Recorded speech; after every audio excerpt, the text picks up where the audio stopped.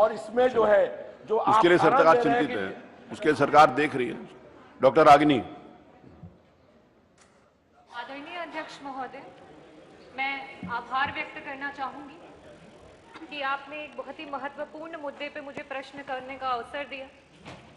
अध्यक्ष जी, ये प्रश्न प्रदेश की आधी आबादी से जुड़ा हुआ है, बड़ा ही महत्वपूर्ण प्रश्न है, लेकिन सरकार के लिए इसके कोई मायने नहीं है। सरकार महिलाओं को लेकर के बहुत ही असंवेदनशील है और मुझे लगता है कि महिलाओं को प्राथमिकता भी नहीं देना चाहती। अध्यक्ष जी, इस डबल इंजन की सरकार में महिलाएं कदम कदम पे अपने आप को असहाय महसूस कर रही हैं, उनके साथ खिलवाड़ हो रहा है, उनके अधिकारों का हनन हो रहा है। आज चाहे वो प्रदेश की महिला हो, चाहे वो ग्रामीण अंचल में रहती है या फिर शहरी, वो अपने आप को आत्मनिर्भर बनाना चाहती है और वो कोशिश कर रही है कि किस तरीके से सम्मानजनक रूप से अपने जीवन का यापन कर सके। लेकिन यह सरकार अपनी तरफ से कोई भी पहल नहीं कर रही है कि किस तरीके से महिलाओं को आगे बढ़ाया जा सके। अध्यक्ष जी, मेरा सवाल श्रम एवं सेवायोजन मंत्री जी से था कि सरकार के द्वारा महिलाओं के उत्थान हेतु क्या क्या योजनाएं बनाई गई हैं और इन योजनाओं के अंतर्गत कुल कितनी महिलाएं हैं जिनका उत्थान हुआ है। अध्यक्ष जी, प्रदेश की सारी महिलाओं को यह जवाब सुन के आक्रोश भी आएगा और साथ ही साथ खुद पे हंसी भी आएगी कि उन्होंने किन्हें चुन करके यहाँ पे भेजा है। क्योंकि जवाब यह है अध्यक्ष जी, मैं जवाब पे आ रही हूँ अध्यक्ष जी। जवाब पे नहीं, सवाल पे। जो जवाब है उसी से सवाल जुड़ा हुआ है। बताइए। और जवाब यह है कि कोई योजनाएं नहीं है महिलाओं के लिए। और विगत 2017 से लेकर के 2023 तक की अगर हम बात करें तो उनमें सिर्फ और सिर्फ 44,000 महिलाएं हैं जिन्हें चयनित किया गया है। मंत्री जी, अगर आप जो आंकड़े दे रहे हैं उसके हिसाब से प्रत्येक वर्ष सिर्फ और सिर्फ 6,000 महिलाएं हैं जिन्हें चयनित किया गया है। ये बड़ा ही निराशापूर्ण भी है और शर्मनाक भी है सरकार के लिए अगर यह उत्तर आता है। मैं आपके उत्तरों की तरफ गोलमोल ना घुमाते हुए और आपसे भी उम्मीद करती हूं कि स्पष्ट तरीके से जो मैं प्रश्न कर रही हूं उसका उत्तर आए। मैं आपसे ये पूछना चाहती हूं, जो कि आज 22 करोड़ की आबादी में आधी जनसंख्या हमारी है, उसके बावजूद भी इस आंकड़ों के साथ उत्तर आ रहे हैं। मैं आपसे ये जवाब चाहती हूं कि जिन 44,000 महिलाओं को आपके द्वारा रोजगार दिया गया, क्या आज भी 7 वर्षों में वो इस समय उस रोजगार पे हैं? और अगर हैं तो उनमें से कितनी सरकारी पे हैं और कितनी निजी संस्थानों में कार्यरत हैं? और उनमें से कितनी महिलाएं हैं जो पिछड़े वर्ग से हैं, दलित वर्ग में, अनुसूचित जाति एवं जनजाति की महिलाएं हैं जो उस पे कार्यरत हैं? ये मेरा पहला सवाल। दूसरा सवाल मेरा यह है कि नारी वंदन विधेयक की बात करती है ये सरकार, डबल इंजन की सरकार। आज महिलाओं को प्राथमिकता ना देने की वजह से हमारा देश आगे नहीं बढ़ पा रहा है, हमारा प्रदेश आगे नहीं बढ़ पा रहा है। और आज ये डबल इंजन की सरकार महिलाओं को सिर्फ और सिर्फ अपनी चुनावी रैलियों में इस्तेमाल कर रही है, लेकिन जब उनके अधिकारों की बात होती है तो बातों को गोल मोल घुमाया जाता है। अध्यक्ष जी, मैं आपके माध्यम से सदन से ये पूछना चाहूंगी, क्या ये सरकार महिलाओं को निजी एवं सरकारी जो संस्थान है उनमें 33% आरक्षण देने के बारे में विचार करेगी और या नहीं, और अगर करेगी तो ये कब तक करेगी? धन्यवाद। माननीय मंत्री जी। माननीय अध्यक्ष जी,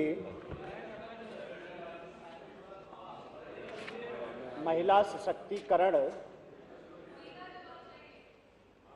का उदाहरण आज उत्तर प्रदेश की योगी जी की सरकार जवाब और भारत की माननीय प्रधानमंत्री मोदी जी की सरकार आज महिला सशक्तिकरण की बात को चरितार्थ कर रही है। एक बात जो आपने 44,000 कहा है, ये 44,000 तो जो रोजगार मेलों के माध्यम से सेवा योजन विभाग जो रोजगार मेले करता है उसके माध्यम से जो सेवायोजित की गई हैं बहनें, उनका आंकड़ा है।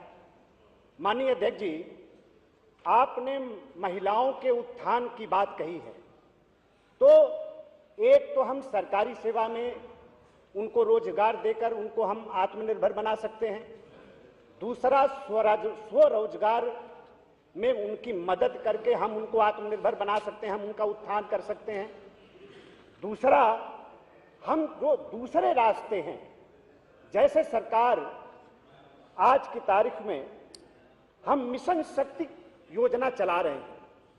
योगी जी की सरकार ने मिशन शक्ति योजना चलाई और इसने एक उदाहरण देश में प्रस्तुत किया और उस योजना का अनुसरण आज देश के अंदर हो रहा है। आपने सरकारी नौकरियों में बात कही, माननीय संसदीय कार्य मंत्री जी ने बताया कि सिर्फ गृह विभाग में, सुन लीजिए,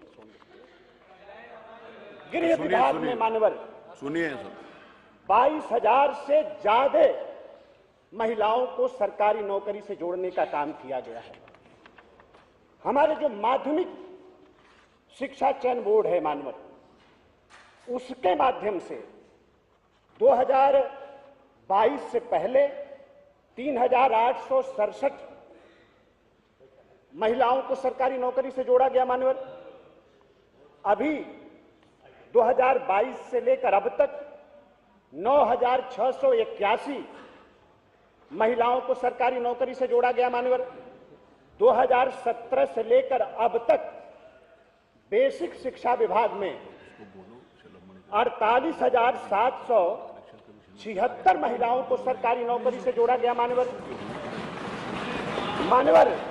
और ये तो आज तो राजनीति से भी ऊपर उठकर आज सभी माताओं बहनों को आज मोदी जी की सरकार का अभिनंदन करना चाहिए, जो इतने दिन तक लालीपाप इस देश के अंदर दिया जा रहा था, आज आपके आरक्षण की बात को आगे बढ़ाने का काम किया है। और दूसरा, आपने कहा जनजाति, अनुसूचित जाति और पिछड़ों के आरक्षण में महिलाओं को कहाँ का स्थान है। तो हमारी सरकार मान्यवर सरकारी सेवाओं में 20% क्षैतिज आरक्षण की भी व्यवस्था हमारी सरकार ने, योगी जी की सरकार ने की है। ये महिलाओं के सशक्तिकरण के लिए, उनके उत्थान के लिए ये सरकार ने व्यवस्था की है मान्यवर। अभी हमारे परिवहन मंत्री जी ने कहा इसका लाभ किसको मिलेगा। ये हमारे परिवहन मंत्री जी ने कहा कि हम मुफ्त शिक्षा, मुफ्त यात्रा हम कराएंगे, वो मान्यवर आ रहा है। और दूसरा हम ये कहना चाह रहे हैं, मान्यवर, दूसरा हम ये कहना चाह रहे हैं और मान्यवर, मैं तो माननीय सदस्य से मैं कहना चाहता हूं कि आप दलित परिवार से भी हैं और आपके पिताजी हम लोगों के मित्र रहे हैं। मैं आपसे कहना चाहता हूं कि आज सरकार की ऐसी व्यवस्था है कि हमारी कोई दलित बहन अगर रोजगार के क्षेत्र में आगे बढ़ना चाहती है, उद्योगपति बनना चाहती है, तो सरकार उसके मदद के लिए भी योजना लेकर आई है मान्यवर। और विशेष तौर पर मैं आपसे उत्तर प्रदेश राज्य ग्रामीण आजीविका मिशन के माध्यम से कितने बड़े पैमाने पर हमारी 8,37,104 बहनों को हम आत्मनिर्भर बनाने का काम कर रहे हैं मान्यवर।